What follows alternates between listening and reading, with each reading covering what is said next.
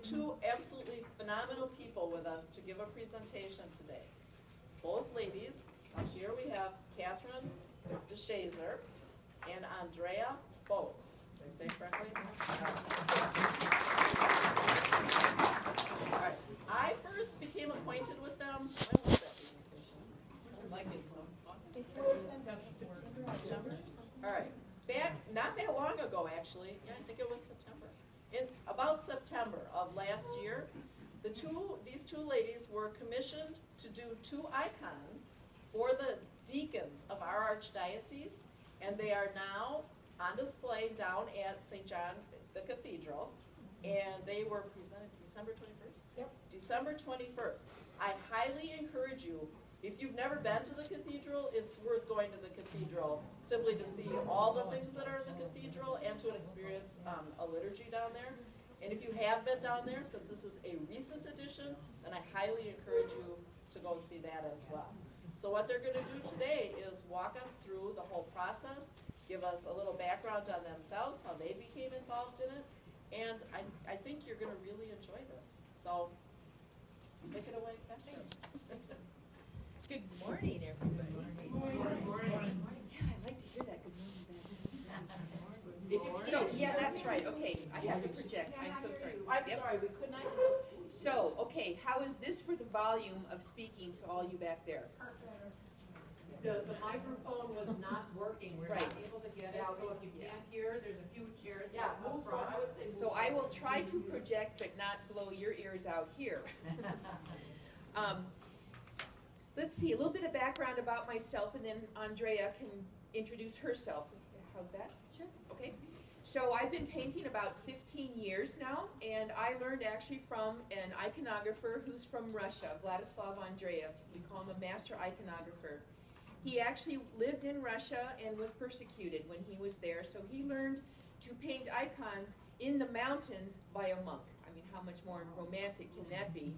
He emigrated to the United States in the 60s, and he still doesn't speak English at all, or very well, so having a class with him is quite interesting. He does have interpreters and so forth. So he taught me the tradition of icon writing as it was taught to him and how it was taught to the monk and so on. Basically, if you can think of it as kind of apostolic tradition, the laying on of hands, if you will. So I wanted to do egg tempera, and when I was looking to make my dream come true, I looked around for egg tempera. And I found, on the internet, I found a couple of acrylic people, and I called one in particular, Peter Pearson, out in Pennsylvania. And I said, I'd like to sign up for your class because I'd like to do an icon in acrylic just to see what it's like, but I'm looking for egg tempera. And he basically said, without even knowing me, that I would not like egg tempera because it's difficult. And it couldn't be further from the truth, because egg tempera is a very forgiving medium. It's water-based. We used egg yolk. And I'll go through that here in a minute here. But it's a very easy medium. And on top of that, egg tempera gives a beautiful luminescence to the image that we're trying to portray. So what I want to do is, we've divided, Andre and I have divided this talk into two sections. I'm going to talk to you about the technical aspect of actually painting using egg tempera and what it looks like. So over on the wall over there on the table is an actual photographs of how we do the different steps for icon painting, all the way from the white board, which is gesso, to the finished painting, which then is linseed oil. I brought a small icon down here in the front that is an actual egg tempera icon of St. Cecilia. So when we're finished, I'll pass it around for you to look at and so forth. And you can touch it. It has been linseed oil, so there's nothing that can hurt it, if you will, except scratching it, so you want to be careful. So we're here to present to you the actual spiritual aspect. A gentleman came before and asked me, well, what's the difference between an icon and a picture? The idea of an icon, in this day and age, we have to define an icon in a different way than we defined an icon back in 2,000 years ago, okay? So an icon in this day and age to us is a religious picture. It is not a secular picture. It is an image that is made by the hands of an iconographer through prayer, and the icon itself is to be used in a liturgical setting. Whether that's a church or your home, doesn't make any difference. It's still a liturgical setting that you are using this icon to pray with. Not to, but with. Okay? So, just a little bit, Sophia's Sacred Arts started when Andrea and I got together, and I guess maybe, well, the Southeast Diaconate connected with both of us. We formed Sophia's Sacred Arts to present the deacons with the two icons that they have in the cathedral. And in addition to that, we are giving speaking engagements like this to help educate people about icons. Okay, enough of this. Next icon. Sorry. Just, yeah, there we go. Okay, so I alluded to this. I want to give you a couple, three words that we need to think about as we're going through here. What are icons? They are sacred art that reveal the invisible truths or the teachings of the church. Okay? We reveal the word in color. It's like reading the Bible except in color. Okay? The iconographer is a person who studies scripture and studies icons or iconology and uses prayer to paint the icons. Okay? And then icon writing is the actual physical work, the liturgical artwork that involves the technique and the contemplative practice, so it's a twofold thing. You can't just sit there and paint an icon or sit there and pray. You put the two things together, okay? When we do that, we are contemplating who we are in the image and likeness of God. That is really what we're here for, is to determine and understand what we are in the image and likeness of God. Okay. So first off, I don't know if I keep in your way or anything.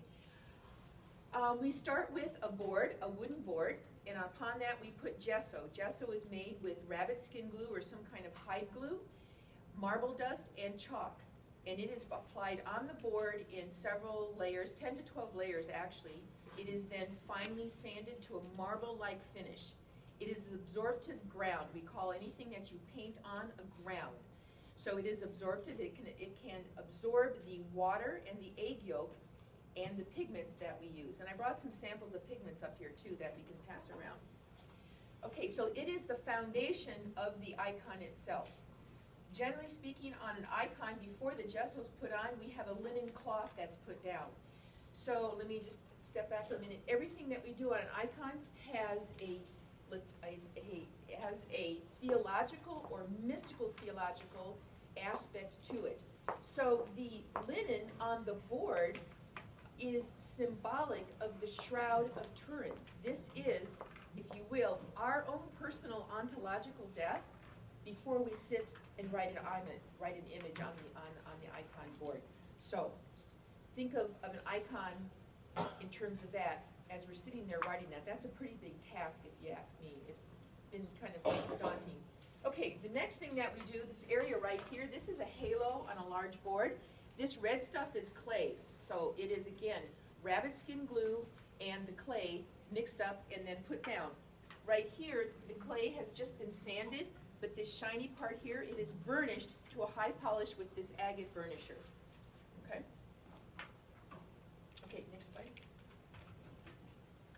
We apply gold leaf in two different ways. One is called the oil gilding, where you use a glue and adhesive with gold leaf, and you put it on the wood here and you just put the gold leaf down, okay? The method that we use is called water gilding because we use the clay. It's made with, again, rabbit skin glue and water and clay. Now the rabbit skin glue, let me tell you about that. It's a very unique glue. It is used in fine instruments like violins and violas because it has the ability to expand and contract with the temperature. That's why you have such wonderful sounding violins of yesteryear and today too, because as the wood expands and contracts, the glue does too, and you don't end up with a cracked instrument. So, by virtue of breathing on the clay, our actual breath, we are moistening, re-moistening the clay, which has the rabbit skin glue in there, and then taking the gold foil and pressing it on that clay that we've breathed on. Okay, so here again, a little bit of the mystical aspect, mystical theology. The clay bowl is a material aspect. We look at the gold leaf as an immaterial, this godly realm, the heavenly realm, and then we have the human down here, of which we are both natures. We are material and we are immaterial. And then the breath is God's presence, or the Holy Spirit. It's really quite something. The first time that I actually did breathe on this gold, on this clay, it was a phenomenal experience, and it still is to this day, actually. So, okay, next one. Okay, so in an icon that's very different from a painting of today, we use the indirect method, where we start with dark colors and move to the light. So mystical theology and iconology says that when we start with dark colors, it's equating us to the very beginnings of time, where we did not know who God was. We add a little bit more light, we add a little bit more understanding of who God is, and pretty soon we have built this volume of information of who God is and who God isn't. And we do the same thing with the colors, from dark to light. So the colors are considered to be not necessarily light in color, but, or dark in color, excuse me, but they tend to be a little bit more coarse, and they can be a little bit dark, although we have some blues that are light too. But the reason we also don't do, technically why we don't start with light colors, because if you put down a light blue, where do you go from there to try to describe what the shape and form is of an arm or something? You can only add white, and then you have nothing. So it's like building a house. You need to have your studs before you can put up the walls. So that's basically what the Roche Creche is considered. Okay. Okay, so we have the Roche Creche here. This is our base color. We then are adding our highlights, or the light. We are trying to describe a three-dimensional form, excuse me, a two-dimensional form in 3 dimensions, because we've got a board, right? But we want to be able to describe her face. This is the Mother of God, Theotokos. This is the beginning of the insertion of the light on her face. Okay, you can start to see a little bit of three-dimensionality there. Okay. Here, again, this color right here is the original Roche Creche, the dark color. Here's a little bit of the highlight applied, more highlight here. Now we need to put these two together so that they are unified. We do that with a pure color, or we call that a float, and you can notice that right down here in the corner. So here is the dark, is the Roche Creche, this light is the highlight, and then this color right here is the float. So you now have these two down here unified together. Okay. Next one. Here's another example of just continuing with the highlights. So here we have this second highlight on here. Excuse me. The first highlight, first float. Second highlight, brighter, isn't it? And then this color that I'm outlining right here is the float on the flesh to, again, unify the colors underneath. This is called the indirect method. The painting that is done now that you see for the most part is direct method. You just put your colors down, you go from light to dark, you go from light to dark, or dark to light. It's not building the dark to light aspect. Okay. Again, continuing to further define the shapes, the three-dimensional aspect. Here again, Roche Creche, first highlight, second highlight, so forth. And again, we have another float, unifying everything below it. Pretty dramatic, isn't it? Okay, this is the last stage. Notice the eyes right here. And now here.